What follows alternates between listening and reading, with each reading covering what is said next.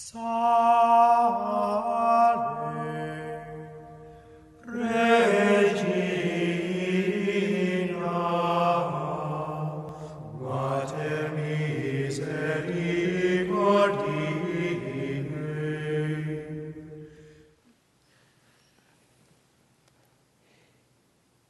When our Lord says that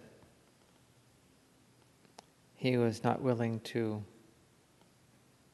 take up their cross and carry it, is not worthy of him, or he who loves father or mother or anyone for that matter more than him is not worthy of him. We read this text on the memorial of Saints John Fisher and Thomas More, and remember how just before he was executed, the last words that he spoke to the crowd present ring down through the centuries in this spirit of our Lord's command and exhortation. I am the King's good servant, but God's first. We have to choose God before everything else in this world. And for that reason our Lord said, I have come to bring the sword. Last year I was in Canterbury, the great city of Thomas Becket, and it was rumored by some while we were visiting the great cathedral that the head of Thomas More was somewhere in the town. So we went searching through the town and asking questions, and it led us to a little church called St. Dunstan's. It goes back to the time of the Reformation.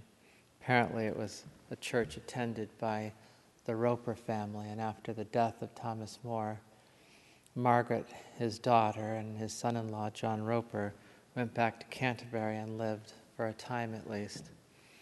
And it is said that after Thomas More's head was taken down from the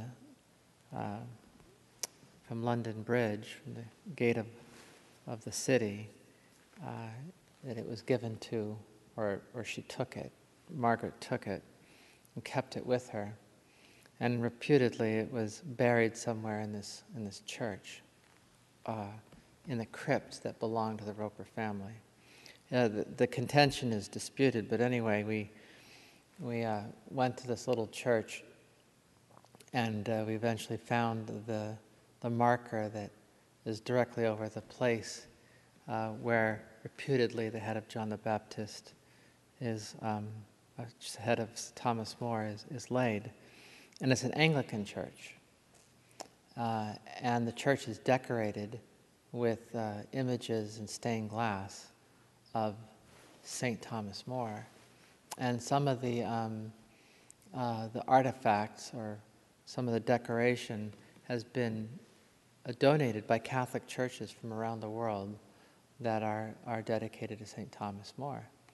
And in fact, on the stone or on the inscription over the place of burial, it says, may the English church be free. There's even a banner of Thomas More in this church which says, quotes the last words of Thomas More, I am the King's good servant, but God's first. And of course, it was very ironic standing in this Anglican church in which there's no Blessed Sacrament, and the Mass is no longer celebrated, at least not validly. And the acknowledgement of this great saint by those who have not followed in his footsteps. But really that can apply to probably most of us. Most of us look to St. Thomas, and saints like him, St. John Fisher, recognize their heroism and realize that we fall short. We see that this man was great because he was willing to stand above the crowd and give himself entirely for God and his neighbor without counting the cost. And in a particular way, Thomas More is a great man of prayer and action, a great ideal for men of this day. His desire was to serve God with all of his heart. He thought about being a Carthusian and at one time an observant Franciscan, but he chose to take up a career as a lawyer, and of course he was a just and honest lawyer and judge eventually among many who were very corrupt and willing to take bribes and to declare the innocent guilty and the guilty innocent. He absolutely refused to do so. He was a man of penance. He wore a hair shirt most of his life. He served the Mass. Even when he was Chancellor of the realm, he used to get up early and go to Mass and serve the priest's Mass. People thought he was not acting according to his dignity, but he insisted that he was, that it was his greatest dignity to be able to serve at the altar, even as Chancellor of the realm. He was also, in a good sense, a man of the world. He was well read and educated, spoke fluently Latin and Greek. He was a friend of the great humanist Erasmus, and Erasmus thought he was one of the greatest and most intelligent men alive.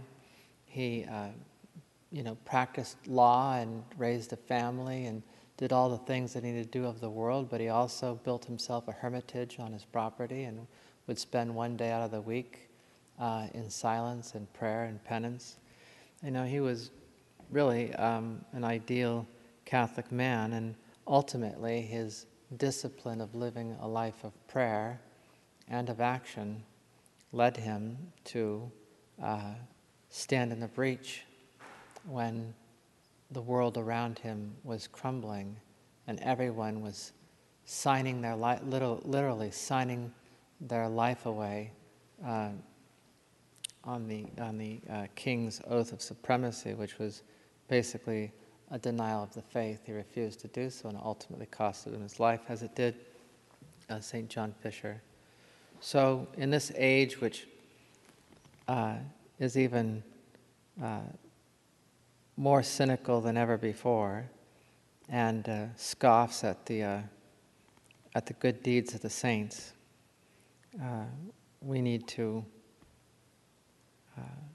have a great idealism and a great desire to serve God as St. Thomas More did, and recognize that we can only do that if we invest ourselves in our prayer and in the works of mercy. If we beg our Lord on bended knee that we might have the strength in the final hour to choose to serve God rather than men, to be just and honorable to all around us, but to choose God first, and to take up that sword that our Lord spoke about when we are set against the prince of this world and those who serve him. We have one King and one goal, and no matter what our vocation is or what tasks are given to us to accomplish, that must always be before our eyes. And if we keep it there, we will achieve the goal and find the same rest and peace of the saints, of St. John Fisher and St. Thomas More.